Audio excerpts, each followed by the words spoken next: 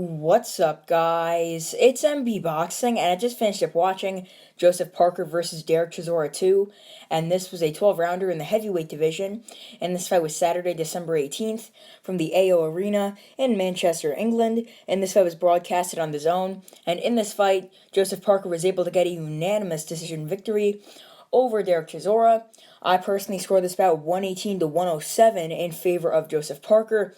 And the three judges scored the bout, I believe, 115 to 110, 115 to 111, and I believe one judge had either 114 to 112 or 114 to 111 in favor of Joseph Parker.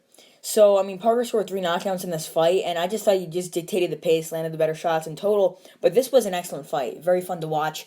And I know if you heard my scorecard, obviously, I only gave him 2 rounds, and that's for Chisora. It's just because Parker was doing the better work, simply, and he was landing the better shots, and he was more accurate and whatnot. And yeah, just to list some big moments in the fight. In the third round, Chisora is actually hurt with a nice right hand from Joseph Parker, backed up on the ropes, and he just looked hurt. But then later, I believe in the fourth round, Joseph Parker was actually able to drop Derek Chisora. It was, I believe, a nice hook, I believe so. I can't really remember what shot it was, but I'm pretty sure it was an uppercut and a hook that led to Chisora flying into the ropes, and the referee calling it a technical knockdown, obviously. So that's a 10-8 round for Joseph Parker. But then, I believe so in the I think it was later in that round as well. Joseph Parker was actually able to Derek Chisora was actually able to hurt Joseph Parker this was just something that happened throughout the fight. Joseph Parker, whenever he would hurt Chisora would go to the corner and play like rope-a-dope with him and try and land a big counter, and he actually did. After getting dropped in that fourth round, he landed an overhand right and actually backed up Parker and got him a bit wobbly into the ropes.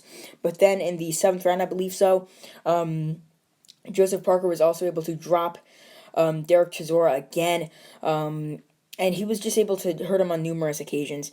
And it was just a very eventful fight, much more fun to watch than the first fight. So yeah, this was an excellent fight. But the second knockdown was, I believe, an uppercut in round 7. Landed flush on the jaw of Chisora, dropped him to his knees.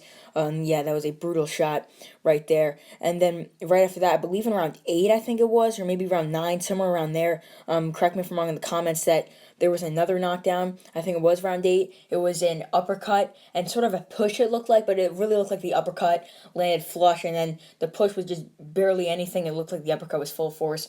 But yeah, Derek Chisora went down from that, and referee called it a knockdown. So that was another knockdown for Joseph Parker. So we scored 3 knockdowns in total, and this was an excellent fight. I know my scorecard is pretty wide, but still, it was a fun fight. Both men, it was just back and forth action, but still, I just thought Chisora was not getting the better of it. I just thought Joseph Parker was just landing the more accurate, better, more precise, faster shots, and it was just more eye-catching, the work from Joseph Parker, and it was just a very good fight. And I do think that his size, being that he came in 10 pounds heavier, worked so much better for him. He was much more powerful, and for some reason, he looked faster. I don't know what it was. He just looked like a faster man. Not to Chisora, he just looked faster than himself before. I don't know what that was. He just looked very fast, very fluid. He performed very well, I would say. So with that being said, what is next for Joseph Parker? This is for an Intercontinental WBO belt, I believe so. And Joseph Parker is ranked, I believe, in the top 5 by the WBO. So yeah, I would not mind seeing him fight. I don't believe Joe Joyce has any opposition that he could fight next. I wouldn't mind him seeing fight Joe Joyce. Would not mind seeing him fight Anthony Joshua in a rematch if Joshua is not going to be fighting Usyk and he takes that step aside money, or possibly if Joseph Parker could fight maybe Frank Sanchez, or a rematch with Andy Ruiz Jr. He has a lot of options. Either Sanchez, a rematch with Joshua, but that's sort of slim. You could definitely fight Joe Joyce or fight Andy Ruiz Jr. in a rematch.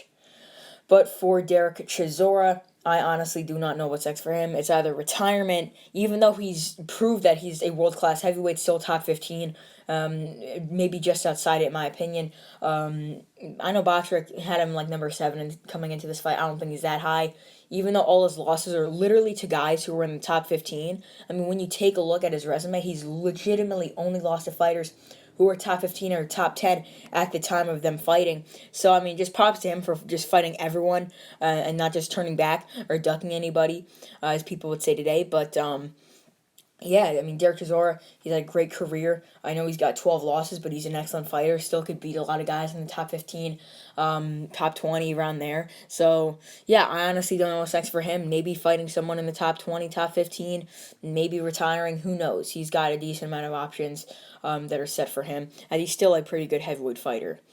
So overall, Joseph Parker scores 3 knockdowns and defeats Derek Chisora once again, but this time by a pretty clear unanimous decision. And yeah, that's really it. I'm MB Boxing. Thanks for watching, and I'll see you guys later.